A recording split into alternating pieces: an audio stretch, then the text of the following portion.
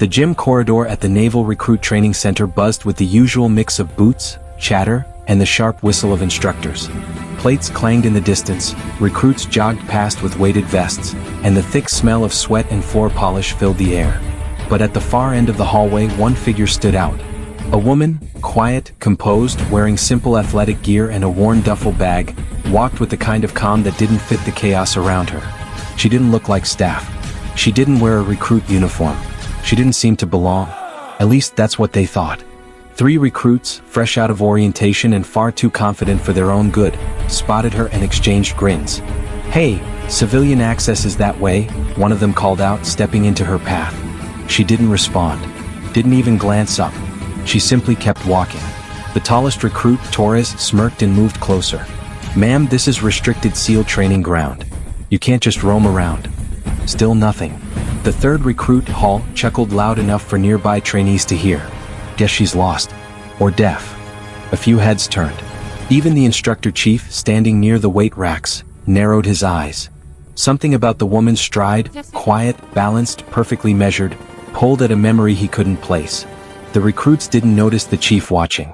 They only saw a lone woman who looked like an easy target for some harmless intimidation. The woman stopped. Slowly she turned her head, not fully, just enough for her eyes to lock onto the 3 of them. Her gaze was cold, unreadable, and entirely unbothered. "Before you touch me," she said, her voice low and razor-sharp, "remember who I am." The recruits burst out laughing. Torres crossed his arms. "Lady, we don't even know who you are." She finally lifted her chin. "You don't," she replied. "But you will."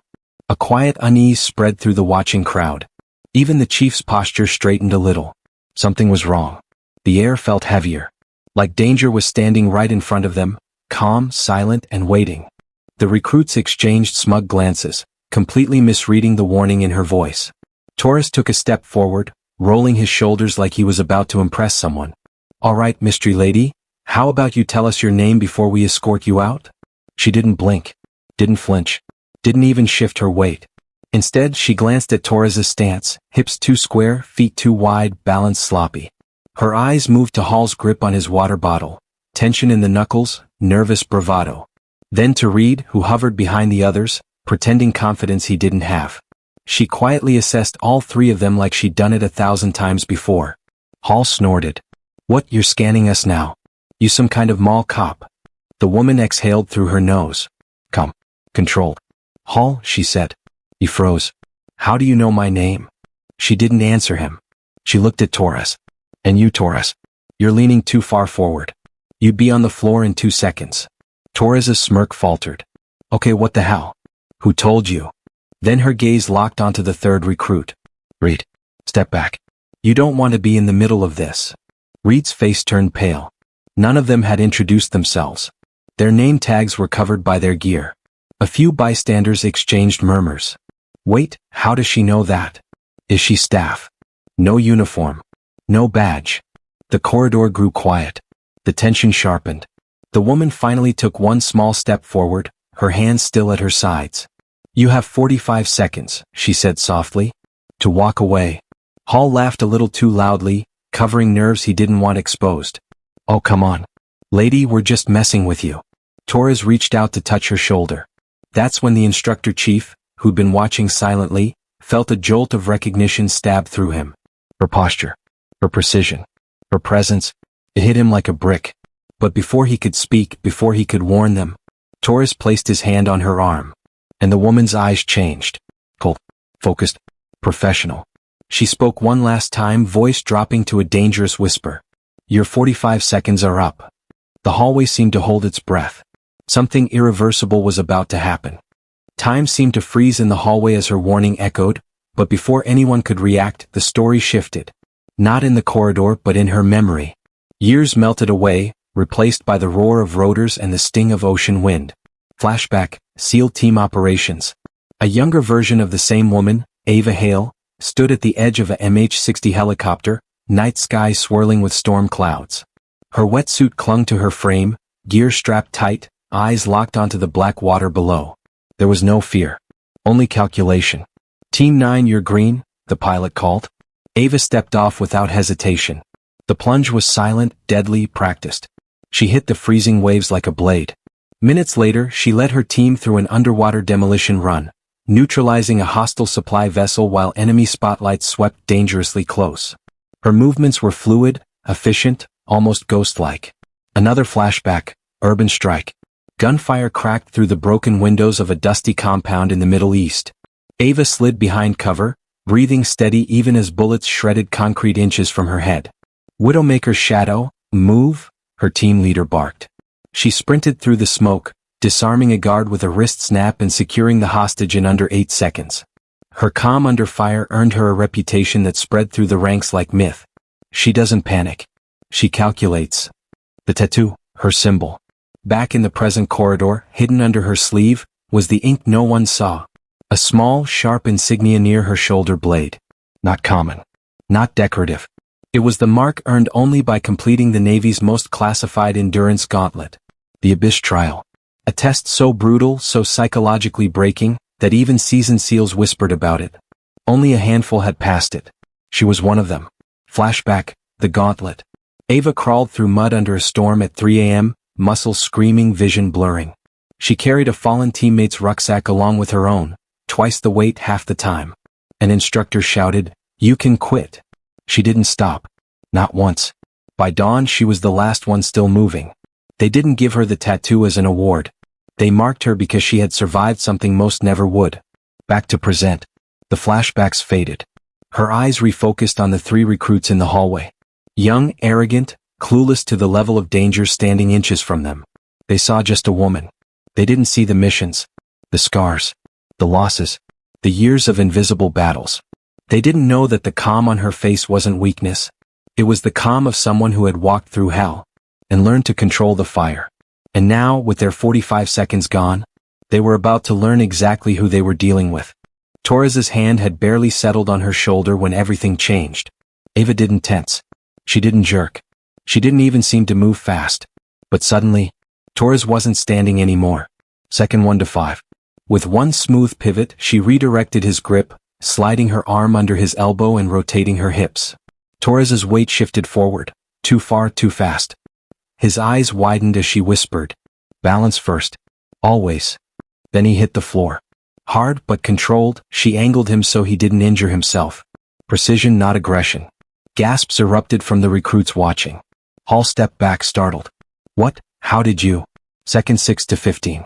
Hall rushed her, more out of instinct than courage. Ava stepped left, not back, letting his momentum carry him forward. She tapped his wrist with 2 fingers, redirecting his arm, then locked his shoulder with a technique so fluid it looked like choreography. Hall dropped to one knee with a strangled gasp. His face flushed red.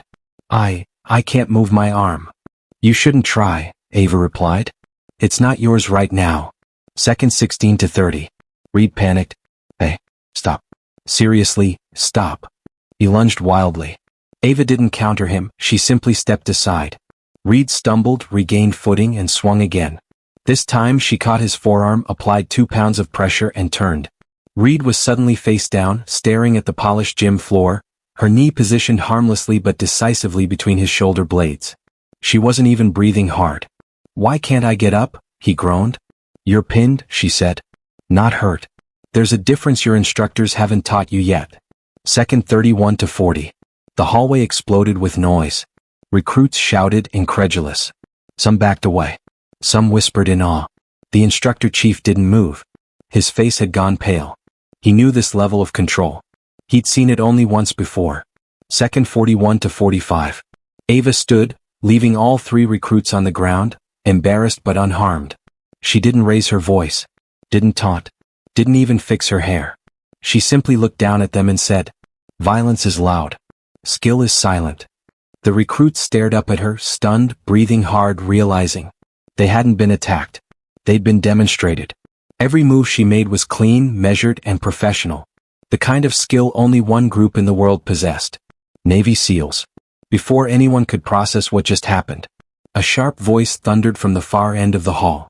"Stand down. Now." The command master chief was on his way. Everything was about to break wide open. Boots thundered against the floor as the command master chief stormed down the corridor, flanked by 2 senior officers in crisp uniforms. The hallway snapped into silence. Recruits straightened instinctively. Even the air felt tighter. What in God's name is going on here? His voice hit like a grenade blast. Torres, Hall, and Reed scrambled to their feet, failing miserably.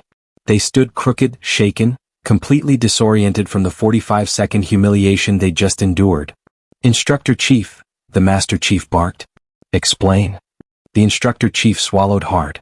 "Sir, it appears the recruits confronted, well, someone who didn't seem like she belonged." The Master Chief's eyes shifted to Ava. In that moment, Ava didn't look threatening. Didn't look triumphant. She just stood there, quiet, calm, hands behind her back. But the Master Chief froze when he saw her posture. He knew that stance. He'd trained that stance. He'd seen it in the most elite operators in the world. "Ma'am," he said slowly, carefully, "I'm going to need you to identify yourself." Recruits held their breath. Ava didn't move. Torres stammered, "Sir, we didn't mean she came out of nowhere and we thought she was." "Quiet," the Master Chief thundered. "No one speaks until she does."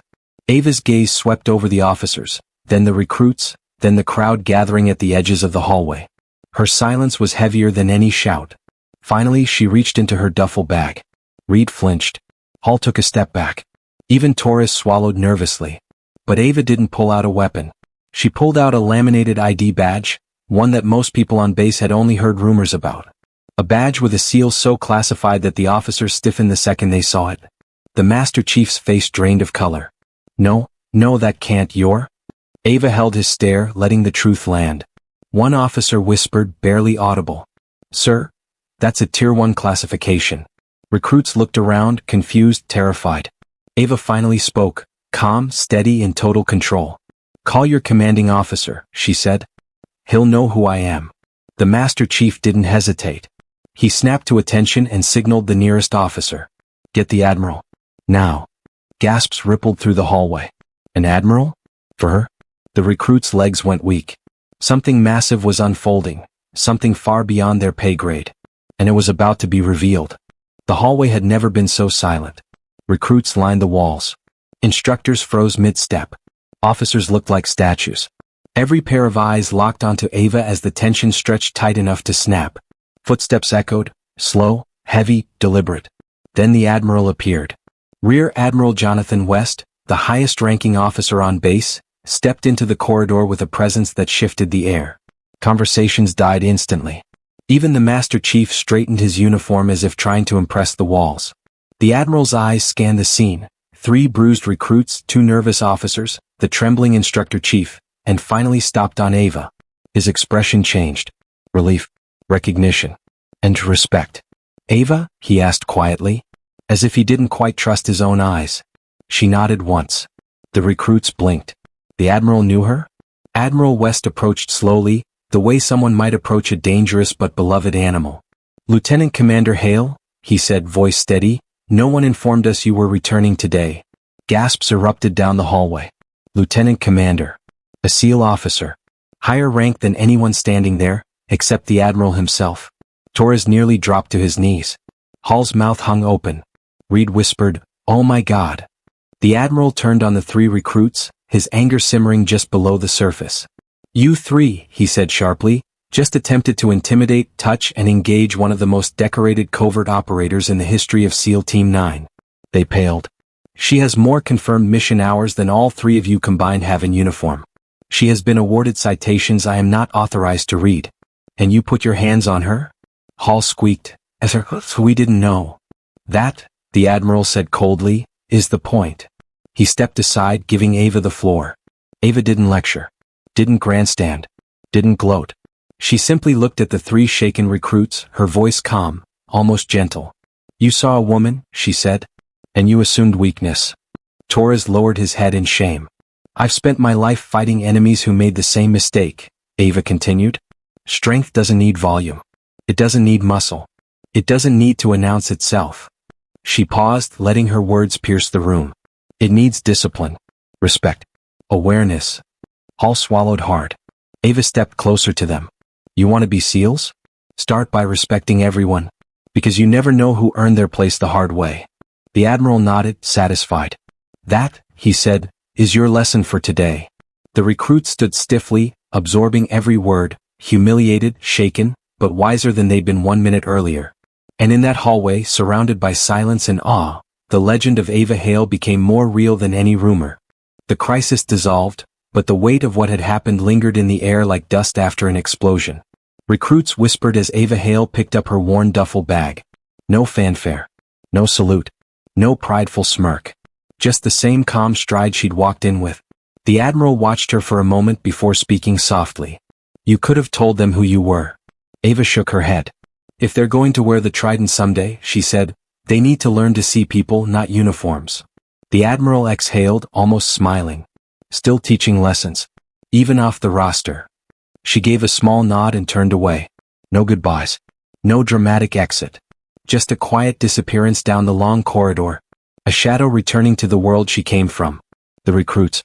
Torres, Hall, and Reed stood stiff at attention, faces red and spirits crushed. But there was something new behind their humiliation. Respect. Real heavy respect. The instructor chief approached them slowly, shaking his head. "Boys," he muttered, "if you live to be 100, you'll never forget what just happened to you." Reed whispered, "Chief, is she really that big of a deal?" The chief almost laughed. "Almost. She trained people who train me," he said. "And I'm still scared of her." Hall swallowed. Torres nodded, still shaking. A new legend. Within hours, every corner of the training center buzzed with the same story. The 45-second lesson. The woman who took down 3 recruits. The Admiral saluted her. She was SEAL Team 9. Ava Hale, a ghost to most of the Navy, had become a myth all over again, and she hadn't even said 10 sentences. The plaque. A week later, something new appeared on the gym wall. A small metal plaque. Polished. Simple. Unannounced. Read. "Respect isn't earned by rank. It's earned by who you are when no one knows your name. In honor of Lieutenant Commander Ava Hale." Recruits stopped to read it. Every day. Some pointed at it and whispered. Some stood straighter afterward. Some trained harder. The final shot. Somewhere far away, Ava Hale walked alone along a quiet dock, the sun setting behind her. No medals. No spotlight. Just a warrior moving on to the next chapter. A legend that didn't need to be seen. Because she'd already been remembered. Like, share, and subscribe for more Navy SEAL legends.